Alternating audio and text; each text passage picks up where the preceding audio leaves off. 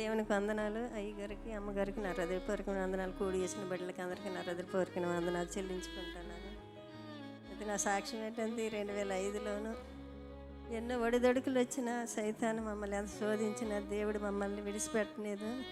దేవునికి వందనాలు చెల్లించుకుంటాను. సంఘం ప్రార్థన, అయ్యగారి ప్రార్థన, అమ్మగారి ప్రార్థన మమ్మల్ని ఎంతగానో కాపాడి నడిపించుతుంది.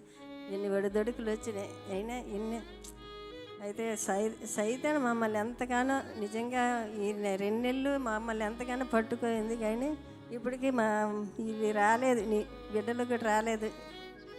చెప్పినా సరే రాలేదు. ఎందుకు రాలేదో చెప్పలేను. కానీ మా ఆయనకి కూడా బాగలేదు, అది అసలు ఎగలేదు.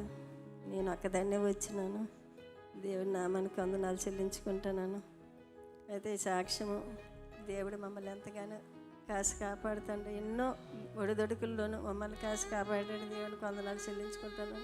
అది మా సాక్షిగా ఏంటంటే ఎన్నో అద్భుతాలు దేవుడు మా పట్ల చేశాడు. నా బిడ్డ పట్ల, నా భర్త పట్ల, ఆ పట్ల ఎన్నో అద్భుతాలు చేశాడు.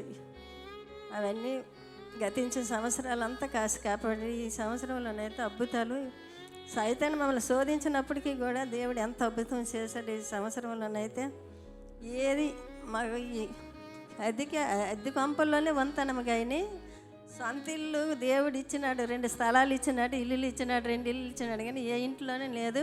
కీర్తన గ్రంథంలో ఉన్నట్టుగా ఏ ఇంట్లోనే మేము లేకపోయినప్పటికీ మాకు దేవుడు అద్భుతంగా ఈ సంవత్సరంలోని 5వ సంవత్సరంలోనూ 5 సెంట్లు భూమి మొన్న కొన్నాము.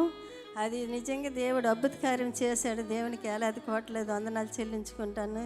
అయ్యగారు ప్రార్థన అయితే ప్రతి ఓళ్ళు స్థలాలు కొనుక్కుంటారు, ఇల్లులు కట్టుకుంటారు, పెళ్ళిళ్ళు చేసుకుంటారు, పిల్లలకి అంటారనేది అయ్యగారు ప్రార్థన ప్రతిదీ ఫలించుతుంది. మా పట్ల కానీ దేవుడు ఫలించినాడు.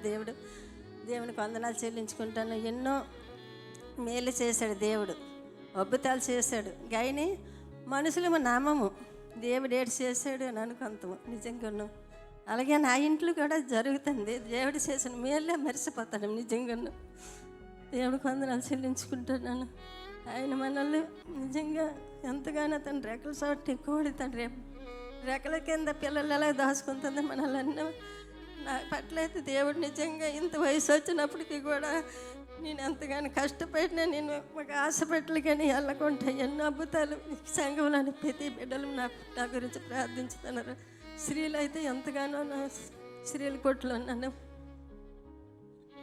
నా గురించి ప్రార్థన చేస్తాడు. నిజంగా కానీ ఏ హాస్పిటల్కి నేను వెళ్ళాను. ఖాళీ అయితే ఎన్నో రోజులు కానీ నాకు బాధ పెట్టినప్పటికీ కూడా ఒక హాస్పిటల్కి నేను వెళ్ళాను. దేవుడు మేలు చేస్తాడు, దేవుడే నన్ను కాపాడుతాడు అని నేను నిజంగా నన్ను దేవుడే నడిపించుతాడు. ఇంత వయసు వచ్చినప్పటికీ కూడా నేను కాలేజీలోంచి చేస్తున్నా, అంత దూరం నుంచి నేను నడుస్తున్నాను. కానీ నాకు ఎక్కడ ఏ అనారోగ్యమే రాలేదు. నిజంగా దేవుడు చేసిన మేలు మనుషులు అయితే నమ్మరు.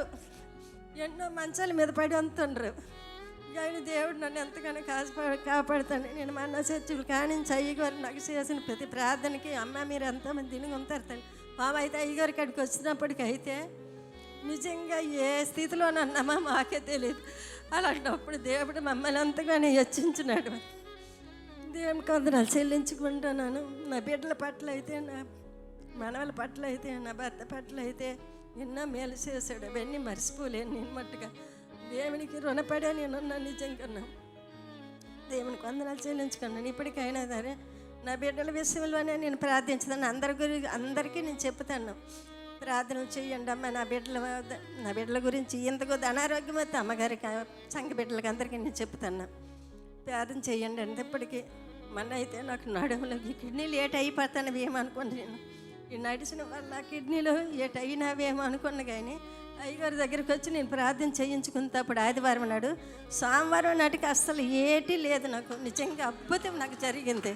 దేవునికి ఏలాది కోట్లేదు వందనాలు చెల్లించుకుంటాను. నేను ఏమైపోయినా స్వాబైనా మేలే. నా దేవుని పట్ల నిజంగా నాకు దేవుడే నాకు మేలు చేస్తాడు. దేవునికి ఏలాది వందనాలు చెల్లించుకుంటూ ఈ చిన్న సాక్ష్యం దేవుడు దీవించిన కాక.